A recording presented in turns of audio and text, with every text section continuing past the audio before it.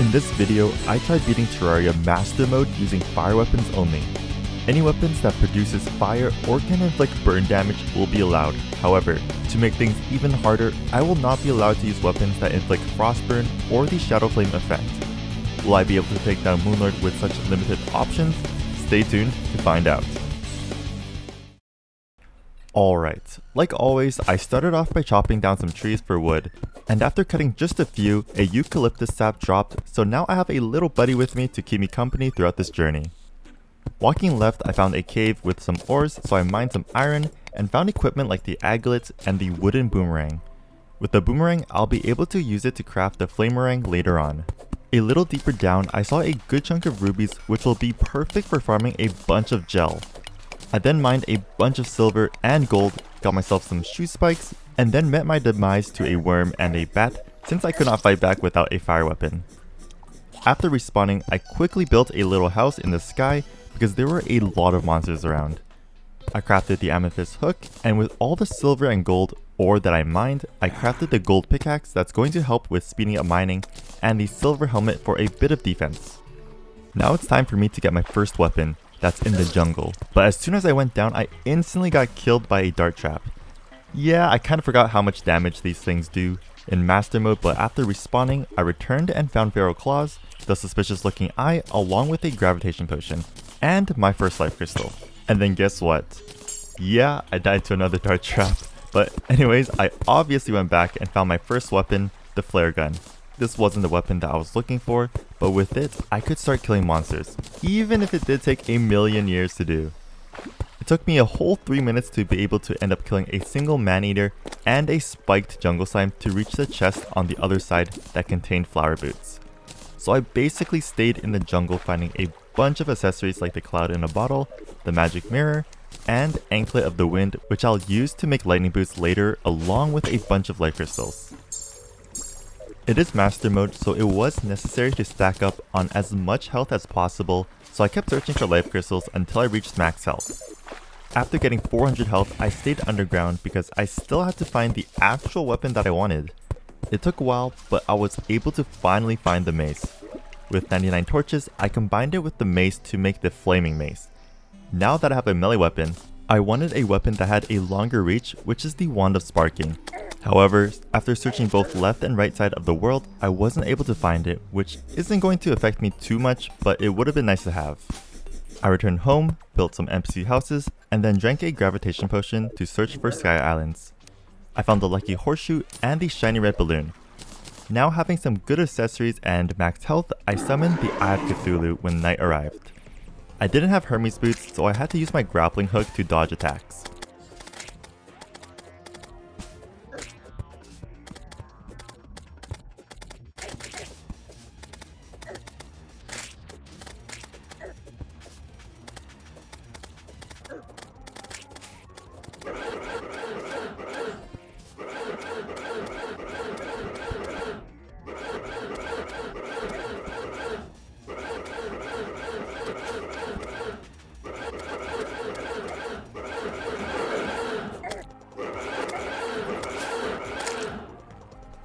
After defeating the Eye of Cthulhu, I built even more NPC houses and then went down to the corruption to craft slime crowns at a demon altar.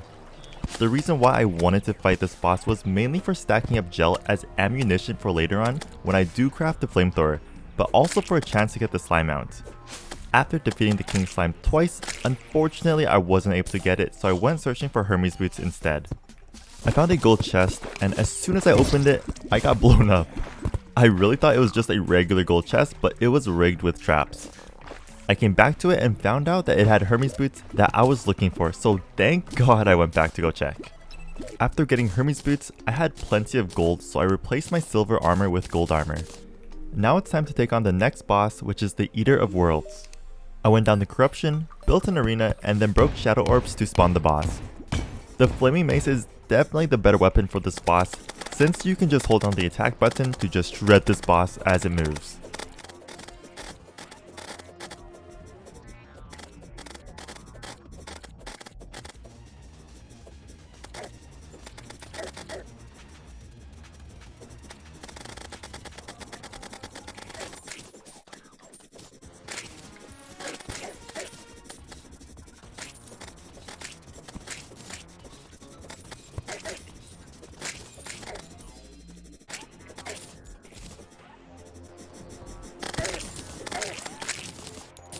After defeating the Eater of Worlds, I killed it once more to make sure I had enough materials to craft both Shadow Armor and the Nightmare Pickaxe.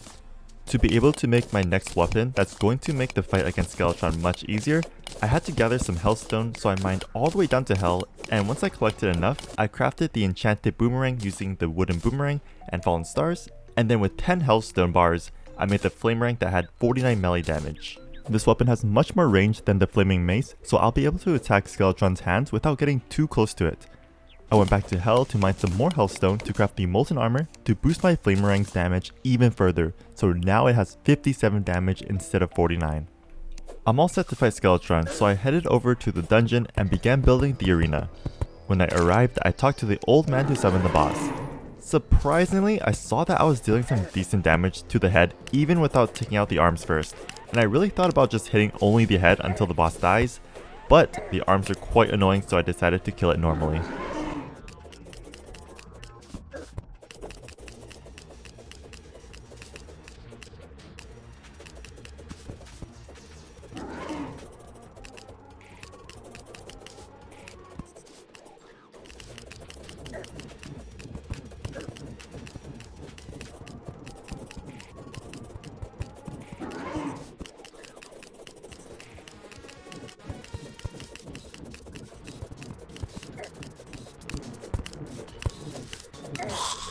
Once Skeletron was defeated, I now have access into the dungeon, so I went down and searched for 2 items, the Cobalt Shield and the Shadow Key.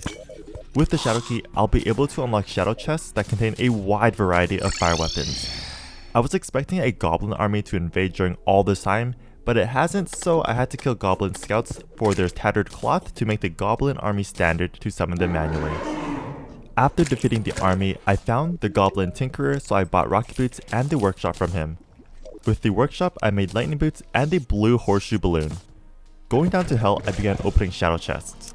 I pretty much was able to find everything that I wanted, the Hellwing bow that shoots flaming bats, and the Sun Fury. I then mined a bit more Hellstone to craft the Imp Staff, the Molten Pickaxe to mine the hard mode ores whenever I defeat the Wall of Flesh, and the Volcano. With all these weapons, especially having the Hellwing bow, I summoned the Wall of Flesh. Everything was going well, but I accidentally double tapped the right movement key, propelling me into the boss due to having the shield of Cthulhu, so I ended up dying, but that's alright. I waited until the guide respawned and then summoned the Wall of Flesh again.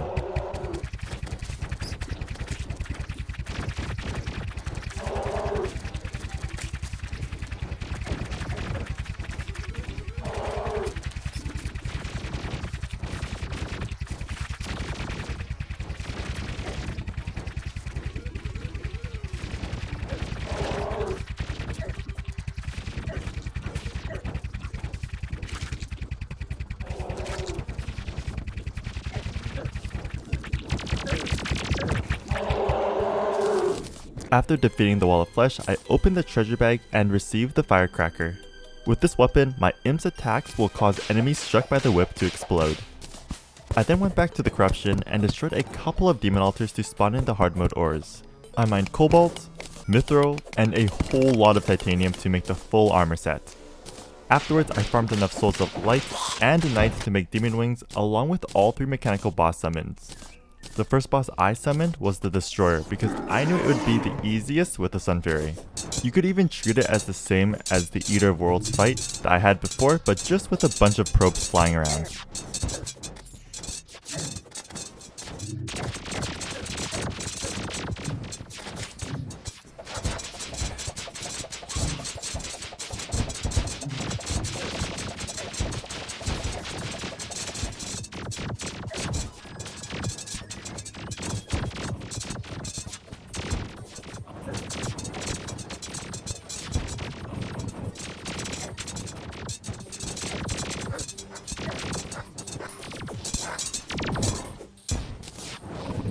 After defeating the Destroyer, I summoned Skeletron Prime as the next boss to fight.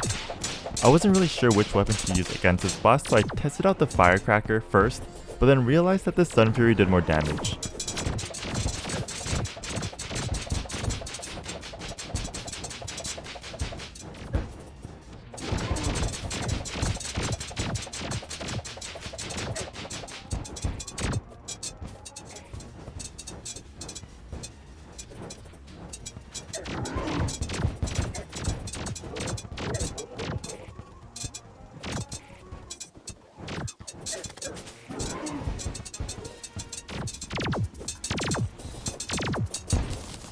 Now after defeating Skeletron Prime, I used Souls of Fright along with some iron bars and illegal gun parts to craft a flamethrower. This weapon is going to make fighting the next few bosses much easier, however, I didn't have a ton of gel, so I had to use it sparingly.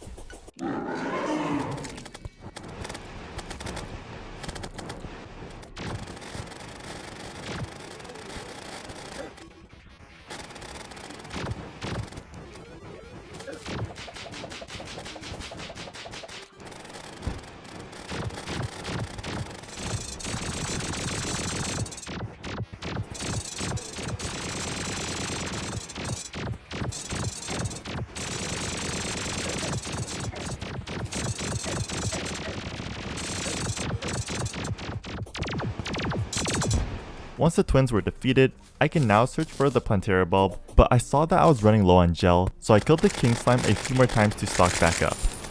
Once I arrived at the jungle, I mined chlorophyte ore for later on when I'm able to make spectre armor, and after a while of searching, I was able to locate the Plantera bulbs. So after making an arena, I summoned the boss, and I really feel like I should be doing a lot more damage, since I am using fire attacks on a literal plant.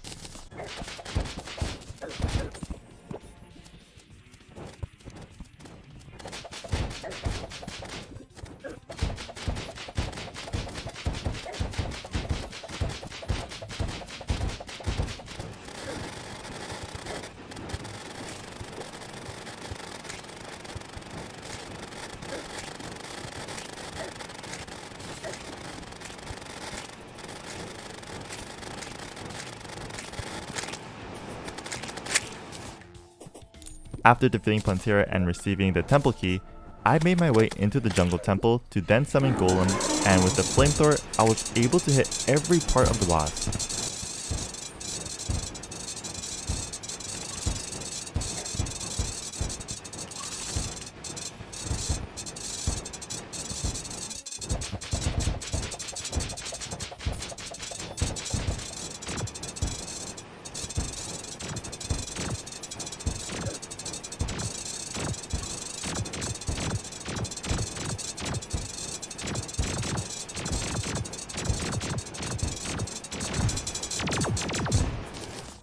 So after destroying Golem, I had to deal with a pirate invasion, and after defeating the Flying Dutchman, I got my hands on the Black Spot, which is a mount that allows you to fly infinitely. So it's a pretty darn good mount, especially against Moonlord, because it'll make dodging its laser beams a lot easier. Now it's time to upgrade my armor from Hollowed to Spectre. I went inside the dungeon and farmed enough ectoplasm, and during that I even got another fire weapon, which is the Inferno Fork. This weapon shoots out a fireball that explodes after some time with lingering effects. I returned home, crafted a full Spectre armor set, and then defeated Golem until I got the Heat Ray. This weapon is specialized in destroying single target enemies, which leads me to my next boss to fight that's going to be against the Lunatic Cultist.